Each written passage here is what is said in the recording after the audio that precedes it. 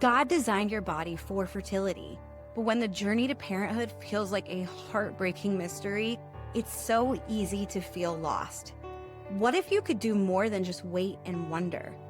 What if you could take faith-filled, science-backed steps to restore your fertility and prepare for the baby you're praying for? I'm Dr. Trisha, a nurse practitioner and fertility consultant who's been where you are. I know the struggle between faith and frustration. That's why I created Fertility by Design, where faith meets science to empower you with real solutions, holistic healing, and biblical encouragement. Through expert insights and powerful success stories, you'll learn how to nourish your body, renew your mind, and trust God's perfect timing without feeling helpless in the process. You are not alone. Your fertility is not broken. So let's walk this journey together. What if the very thing that you're striving for is the thing that you actually need to release? What if instead of chasing the control, you learned to lean into trust? That was where I was. By the time I had experienced 2 back-to-back losses, I was so broken, but in that brokenness is where the Lord started to turn things and make them beautiful again. For me, it was a moment where I knew I needed to let go. I could not try to control every aspect of the having a baby part because I had realized very quickly that that was just not in my control. But what I did realize I can control was my health. And I started to really hone in on the things that I could do to take care of myself. I spent a lot of time working out. I spent a lot of time with stroller warriors doing running, which didn't really love to run, but I did love the camaraderie. So I figured I would join in. What was the harm? And in those focuses on my nutrition and my lifestyle and doing those things, I ended up having another successful pregnancy and conceiving my daughter. Now, when I found my labs later on, because in Japan, the records don't get shared very openly. There was a lot of things. My progesterone was actually really, really low with her, but she held on for dear life, and I call her my little miracle baby. But I had started to focus on the things that I really could control, that were in my control, and starting to let go of the things that I couldn't and give those to God. I wasn't perfect at this point, but I started to shift that mindset from that outcome-based mindset to that health-focused, faith-rooted one, and really just kind of started to begin to lay the fertility journey at God's feet. I started leaning into root cause healing and learning more about functional medicine. I had previously worked in functional medicine when we lived stateside and started to learn there, but then my thirst for that knowledge started to grow, and I really started to dig in and learn about different things that can affect your fertility.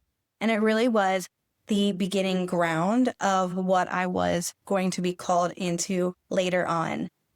There's so many things that we can do while we're in that waiting period that the Lord may have us in. And sometimes it takes us getting into that broken, completely vulnerable state to be able to finally recognize, like, oh, I'm not in control of the outcome. I'm not in control of whether my body makes a baby or not.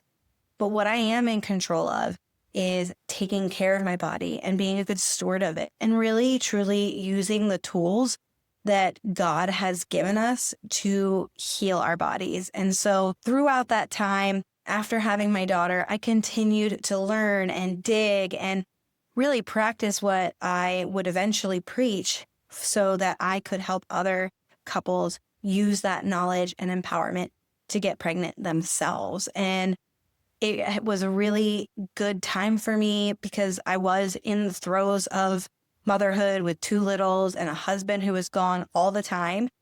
And it really taught me that it was really very important from the get-go to continue to prioritize myself and my health and the things that I could control before even being their mom. And I needed to prioritize those things and not let them go to the wayside just because I was a mom. that was momming solo a lot. I needed to prioritize that. I needed to prioritize our marriage, which was really, really hard. I'm going to be honest. While my husband was gone, I felt like there was a lot of held up tension there for me because I was doing a lot of the things alone. And I think I was still hurt too that I had experienced a lot of those things alone. And so I still had a lot of things to learn.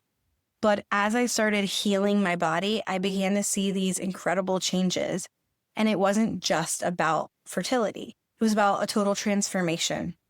In the next episode, I'm going to share exactly what I did and how it led to the miracle that I had been praying for. That's it for today's episode of Fertility by Design. I pray that you're walking away feeling encouraged, equipped, and reminded that while the wait may be hard, you are not alone. God is with you, and you have the power to take faith-filled step toward the family you've been praying for. If this episode has blessed you, don't keep it to yourself. Subscribe so you never miss an episode, leave a review to help more couples find hope, and share this with a friend who needs encouragement on their fertility journey. Need even more support? Let's connect. Find me on Instagram at Trisha Zehrung for faith-filled fertility guidance, real solutions, and a community that just understands. Remember, your fertility is not broken. Your body is beautifully and wonderfully designed, and God's plan is always perfect. Keep believing, keep learning, keep praying, and keep taking action. I'll see you next time.